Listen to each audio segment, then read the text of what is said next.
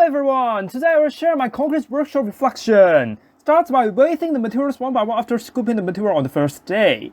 A tilt drum mixer coalesces the components and creates hydration to make in-situ concrete. Material discharge priority refers to the descending order of material size, and water will be last.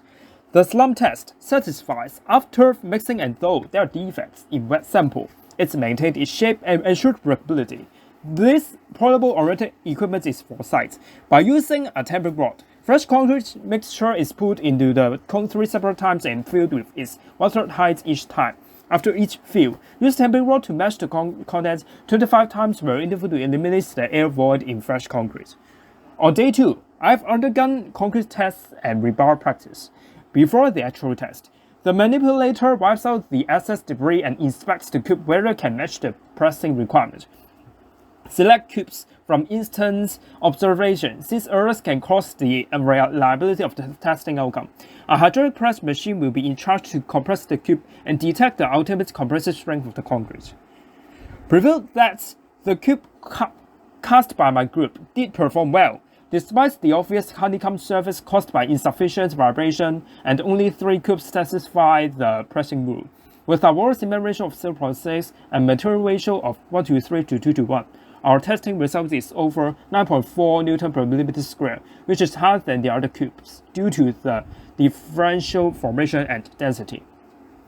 Not only did implement tests, but the casted structure was also demolded on the same day by loosening the metal attachment as well as releasing the PVC lining, yet encountered the phenomenon unlike the cubes.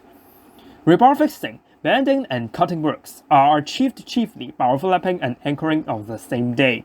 To obtain different rebar shapes, the observer, adjuster, and operator will survey the rebar.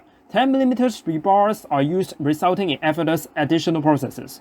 In real tasks, the diameter is bigger, and alignments must undertake properly by an experienced trainee.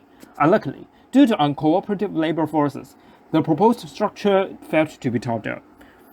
Overall, a realistic activity, though it's unfortunate that advanced experiments have not been comprised in workshop, and they must execute in real practice, such as compacting factor test is the alternative to slump test that can attain a similar objective. Yes, the apparatus is bulky enough for in-situ assessment. Therefore, the flexibility of charts is not consistent and possibly costly.